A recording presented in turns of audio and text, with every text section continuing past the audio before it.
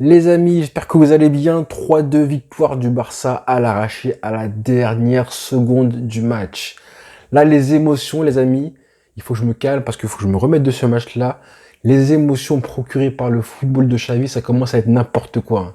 On a eu des victoires où c'était facile, 4-0, le Classico, l'Atlético Madrid, les 4 buts d'écart et tout, les retournements de situation, le match face à Naples et tout. Et là, on a une victoire à la dernière seconde, hein, après un match incroyable, incroyable, un retournement de situation, un début de match catastrophique, 0-0 à la mi-temps, un Barça horrible. J'ai cru voir le Barça de Koeman de retour, hein, vraiment. On a, en termes d'émotions procurées, ça commence à devenir n'importe quoi. Donc merci au Barça, en plus un dimanche soir, pour clôturer le week-end après les élections, Le Pen, Mélenchon, Macron, etc. Bref. Là, ça commence à être la folie. J'ai envie de dire, ce qui s'est passé là ce soir, avec le Barça qui marque à la dernière seconde, c'est parce que aussi au début du match, ça a été n'importe quoi. C'est parce qu'à 0-0, on arrive à la mi-temps à 0-0, que tu marques 5 buts, dont 3 penalties contre le Barça, un penalty manqué de Levante, et nous on marque à la dernière seconde par Luc de Jong qui commence à ramener je ne sais combien de points au Barça, je crois 8 points en 2022 à lui tout seul. C'est énorme, Luc de Jong. Alors merci Koeman de l'avoir ramené, et surtout merci Xavi d'utiliser comme une arme létale ce Luc de Jong, parce que franchement, j'ai zéro reproche à le faire. Il finit homme du match, il marque un but magnifique de la tête sur un centre magnifique de Alba, on en reparlera plus tard. Mais Luc de Jong, merci d'être venu au Barça. Hein, je t'ai clashé, je t'ai insulté au début de la saison. T'étais mauvais, hein. Avec Koeman, t'étais très mauvais, mais avec Xavi, voilà, il a compris son rôle. Il est en confiance. À chaque fois qu'il rentre, il rapporte des points. Merci à lui. Mais le Barça était très mauvais, faut le dire, hein. Là, de partout, l'anglais, attends, on verra à la fin l'anglais, monsieur l'anglais. On parlera de toi plus tard. Mais le Barça a été très mauvais pendant 45, même plus en fait. Plus, on a été insupportable. J'étais prêt à faire un débriefing salé, corsé. Merci Luc de Jong, parce que vraiment, on a vu un Barça horrible. Du début du match jusqu'à à l'entrée en fait de Xavi, de Gavi, pardon, et Pedri, grâce au coaching de Xavi, d'accord, certes. Donc c'est pas vraiment, c'est pas la mi-temps, c'est pas, je pense, dans les vestiaires que Xavi a réussi à remobiliser son équipe, loin de là, parce que Gavi et Pedri rentrent au moment où il y a penalty pour le deuxième but potentiel de Levante, d'accord. C'est plutôt l'entrée de Gavi et de Pedri combinés qui, eux, à eux tout seuls, ont réussi à changer totalement la mentalité de l'équipe. Parce que c'est mentalement que l'équipe elle a changé. D'accord, tactiquement, on n'a été pas bon au début du match. La feuille de match n'était pas top. Nico Gonzalez, je suis désolé frère. T'as été très mauvais ce soir. Où est passé le Nico Gonzalez qu'on aimait voir là, il y a 6 mois là, face au Celta Vigo qui vraiment prenait le Barça sur ses épaules. Où est ce mec-là là, qu'on a tellement adoré, qui a réussi à casser des lignes tout seul? Là, il était perdu.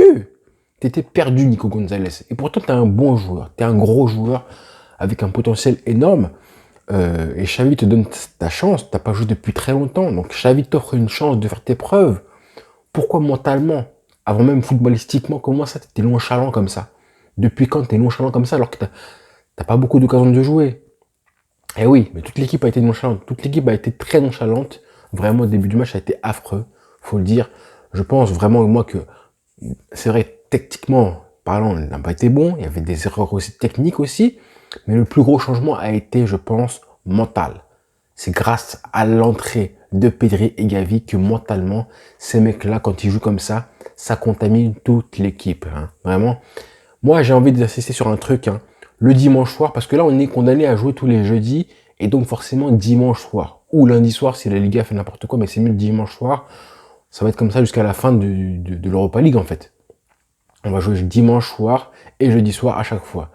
Mais le dimanche soir, on le sait que c'est des gros matchs.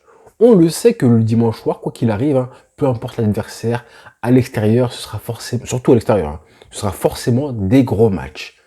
Dimanche soir en soirée, fin du week-end, les supporters qui sont chauds parce que c'est en soirée, hein, c'est pas l'après-midi. L'ambiance, tout ça, ça fait que bah, les joueurs qui jouent à domicile sont un petit peu formatés à tout donner sur le terrain. Là, Levante, ils ont fait un match, franchement, même s'ils marquent sur penalty, certes, mais au début du match, hein, il est pour eux le début du match. Hein. S'ils marquent, ils arrivent à la mi-temps à 1-0 au moins, c'est mérité. L'occasion de Morales énorme qu'il a raté, voilà, ça aurait été mérité. Donc bravo à eux aussi, il faut le dire. Hein. Bravo à eux, ce qu'ils ont fait, c'était une très bonne prestation, faut le dire. Même si le Barça aussi a été catastrophique aussi, eux ont fait un bon match, il faut le dire. Et ça, je répète, hein, tous les déplacements, le dimanche soir, vous allez voir, peu importe l'équipe, peu importe où les classés, parce que là, ils sont avant-derniers, ils sont 19e à Levante, peu importe le classement, vous allez voir des gros matchs à chaque fois, c'est normal. C'est logique, l'adversaire est motivé, encore plus parce que c'est dimanche soir, devant ses supporters et tout, donc c'est normal, voilà, c'est normal. Donc il fallait mentalement répondre à ça. Quand je vois la nonchalance des joueurs, Frenkie de Jong a été bon, il sort assez tôt dans le match, ça me fait de la peine, mais il fallait qu'il sorte. Et quand tu vois l'entrée du roi Gavi, parce que ce qu'il fait, comment il change le match à lui tout seul, comment il montre la voie à des trentenaires, des pères de famille comme Alba, comme Alves, comme Busquets, qui ont pris l'eau. Hein.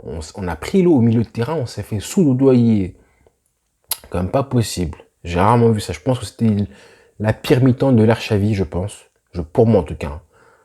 Début du match, le milieu de terrain s'est fait travailler, torturer. Et il fallait absolument faire des changements vite.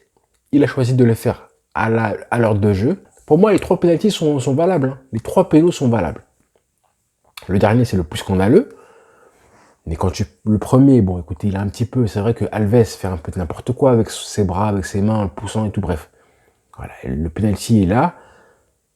Voilà, ensuite 1-0. Deuxième penalty, ensuite Eric Garcia à la main. C'est dommage parce que Eric Garcia, il a fait un très bon match, faut le dire. Hein. Ça fait 2 matchs, même 3 matchs maintenant, à chaque fois qu'il est impliqué, tu sens que, je pense que à la mi-temps, c'était le meilleur du Barça. Et tu sens qu'il était impliqué, que lui, au moins, il était au rendez-vous de l'intensité. Contrairement aux autres qui n'étaient pas au rendez-vous. D'accord? Je suis un peu critique, hein. Je suis même très critique, parce que même si on a gagné, mais la manière, elle a pas été belle. Elle a été même honteuse parce que le 45 minutes là que j'ai vu du Barça, c'est le Barça de Koeman, ça. Donc je vais être critique malgré la victoire. Désolé. Pour ceux qui disent tout le temps, oui, Charles, t'es critique, t'es trop méchant et tout. Mais certes, mais bon. Je dis quand même que l'équipe a fait preuve de beaucoup de caractère. Ça, c'est vrai.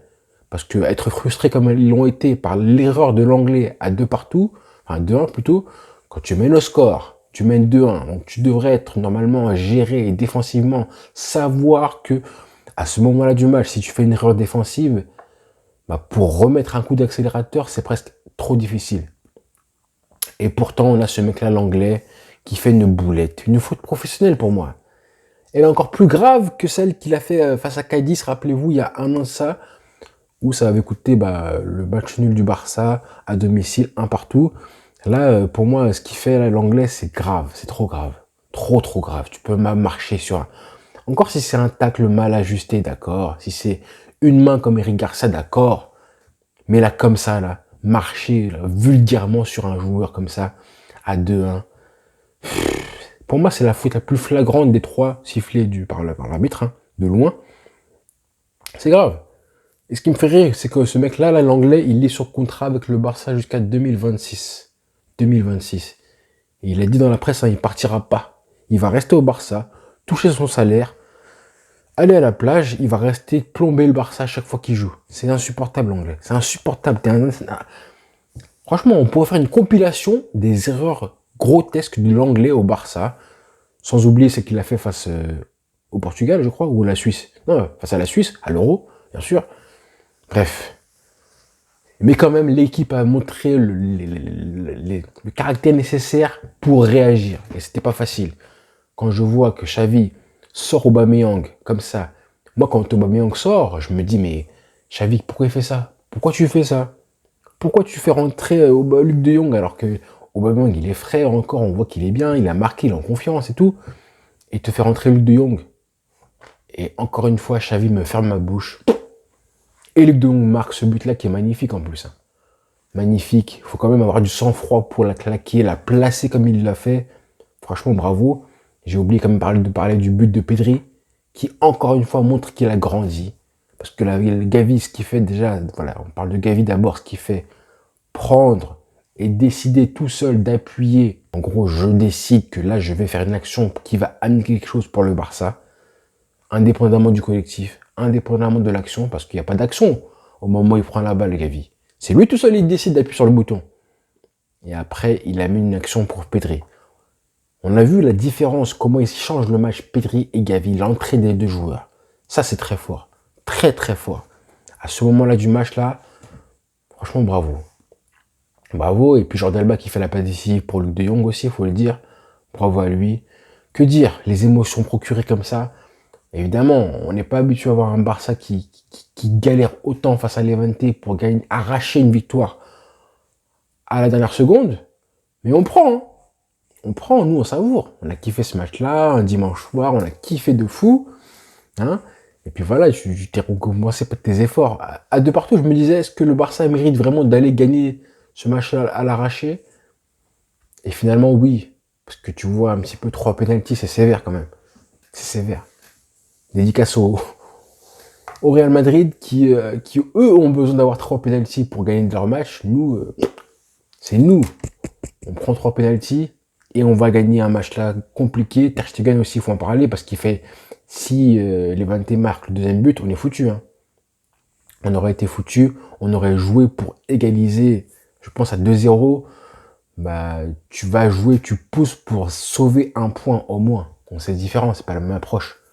Là, on égalise un partout. Forcément, tu sais que si tu marques un but, normalement, s'il n'y a pas l'anglais, c'est bon, le match finit à 2-1. Mais bon, c'est pas grave. Les 3 points sont pris, c'est l'essentiel. Et franchement, là, je sais pas, je crois qu'on en a 15 ou 16 victoires, matchs gagnés, matchs sans défaite. Et surtout, les matchs, chaque match apporte des émotions différentes. Là, c'est un soulagement avec une victoire comme ça, là, où tu prends les 3 points comme ça. Donc, franchement, merci à Xavi, hein. Merci à Luc de Jong, quand même, homme du match. Hein. Merci Ter Stegen pour avoir sauvé le Barça. Vraiment. Merci Gavi, Pedri, les deux. Pedri qui marque encore une fois, décisif. Et puis les autres aussi. Eric Garcia, Araujo, merci à eux, parce que mine de rien, défensivement, même si on prend 2 buts, ils ont été quand même, je trouve, irréprochables. Alba fait la passe décisive. Voilà. Globalement, les joueurs ont été impliqués en deuxième mi-temps. Contrairement à ce qui s'est passé au début du match. Voilà. Soulagement les frères et on avance. On avance. C'est réglé. Maintenant, on passe à autre chose. Rendez-vous voilà, jeudi face à Francfort à domicile pour l'Europa League. Bonne soirée à tous les frères. Ciao.